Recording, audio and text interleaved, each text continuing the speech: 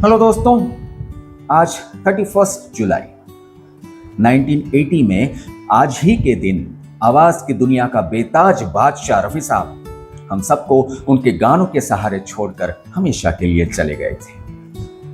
रफी साहब की गायकी, उनके गानों की या उनकी आवाज की तारीफ करने के लिए तो मैं बहुत छोटा हूं, वो मैं नहीं कर सकता।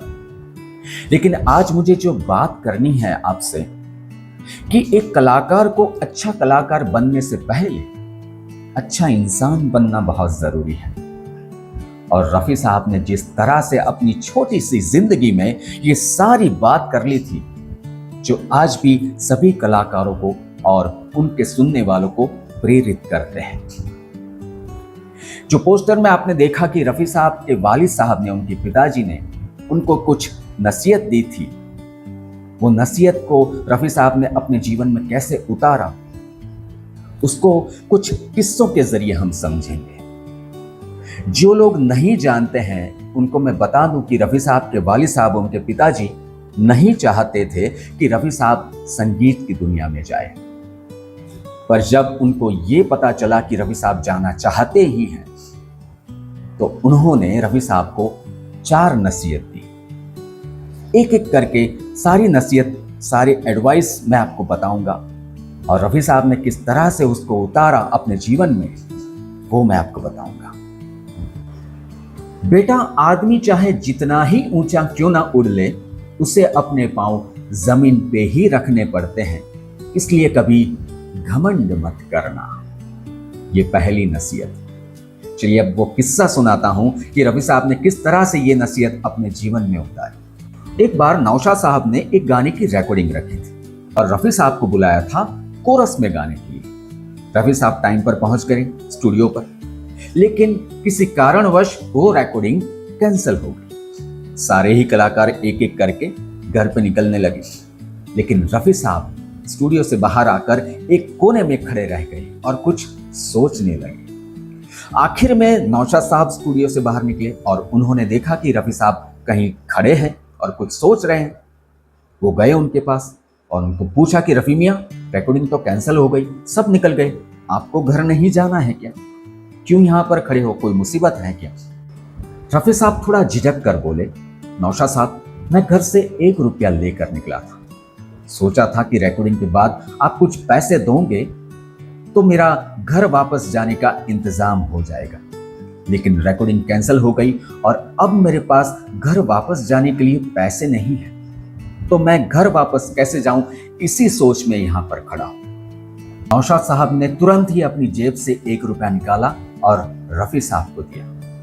रफी साहब ने भी झिझकते हुए वो 1 रुपया लिया, लेकिन वो पैदल ही घर पे चल पड़े और वो 1 रुपया संभाल के रखा। वो 1 रुपये का सिक्का उन्होंने हमेशा अपने पास रखा और जब वो सक्सेस हुए तब वो 1 रुपये का सिक्का उन्होंने फ्रेम करवाया और वो फ्रेम अपने घर की उस दीवार पर लगाई जहां पर अक्सर उनकी नजर पड़ती रहे, ताकि वो दिन याद रहे उनको और उनके मन में कभी घमंड या अहंकार ना आए। जब ये फ्रेम बनवा कर वो नौशाद साहब को दिखाने के लिए पहुंचे, तो नौशाद साहब ने ये फ्रेम देखकर पूछा कि रफी मियां, ये 1 रुपये का सिक्का तुमने फ्रेम क्यों करवाया? रफी साहब बोले, नौशाद साहब, ये कोई मामूली सिक्का नहीं है। और उन्होंने पूरी बात याद दिलवाई उनको। नौशाद साहब पूरी बात सुनकर भावुक हो गए, उनकी आंखें नम हो गई और उन्होंने रफी साहब को गले लगा लिया। इस तरह से रफी साहब ने अपने पिताजी की पहली नसीहत हमेशा याद रखी कि चाहे कितने भी बड़े इंसान बन जाओ, अपने पैर हमेशा जमीन पर रखना। ये कभी मत भूलना कि तुम कहां थे और आज कहां पर पहुंचे। अब दूसरी नसीहत, किसी गरीब का दिल ना दुखाना और हो सके तो कोशिश करना दूसरों का सहारा बनने की मदद करने की। रफी साहब के इंतकाल के 2-3 महीने बाद कुछ लोग रफी साहब के घर पे पहुंचते हैं और पूछते हैं कि रफी साहब कहाँ हैं। उनके घर वाले कहते हैं कि रफी साहब का इंतकाल हो गया, वो नहीं रहे हैं। और सारे ही लोग फूट फूट कर रोने लगते हैं। जब उनके घर वाले पूछते हैं कि आप सब कौन हैं, आप रफ़ी साहब को कैसे जानते हैं, रफ़ी साहब से आपका क्या रिश्ता है, तब वो लोग बताते हैं कि रफ़ी साहब हर महीने हमें कुछ पैसे भेजते थे और उन्हीं पैसों से हमारे बच्चे पढ़ते हैं, और हम में से कुछ लोगों के घर का तो चूल्हा जलता है रफ़ी साहब के पैसों से। आज हमारा मसीहा चला गया। तब घर वालों को पता चलता है कि रफ़ी साहब उनको भी बिना बताए इन सबको पैसे भेजते थे, जो सिर्फ रफ़ी साहब जानते थे। ये थे रफ़ी साहब। और ऐसे तो काफी सारे म्यूजिक डायरेक्टर हैं जिनकी पहली फिल्म हो या फिल्म का बजट कम हो तो रफ़ी साहब ने बिना पैसे लिए गाने गाए हैं। ऐसे कई गाने हैं। ये थे रफ़ी साहब, अपनी पिताजी की दूसरी नसीहत निभाने वाले। और अब तीसरी नसीहत, तुम्हारी नजरें हमेशा झुकी रहें, किसी के सामने उठे नहीं। अगर आप उन लोगों के इंटरव्यूज देखोगे जिन लोगों ने रफ़ी साहब के साथ काम किया है, तो सबके इंटरव्यू में एक बात कॉमन आएगी कि रफ़ी साहब इतने शालीन इंसान थे, इतने सज्जन इंसान थे। कभी किसी के साथ झगड़ा तो दूर की बात है, ऊंची आवाज में बोलते तक नहीं थे। इतनी धीमी आवाज में बात करते थे, सबसे हमेशा विनम्रता से पेश आते थे। ये बात हमेशा आप सुनोगे उन लोगों से।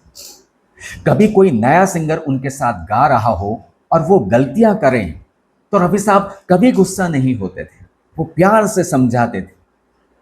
और उनसे अगर गलती हो जाए तो उतने ही विनम्रता से माफी मांगते थे उनसे, चाहे वो नया सिंगर क्यों ना। इसी बात का एक प्रमाण देता हूं, एक साबिती देता हूं आपको।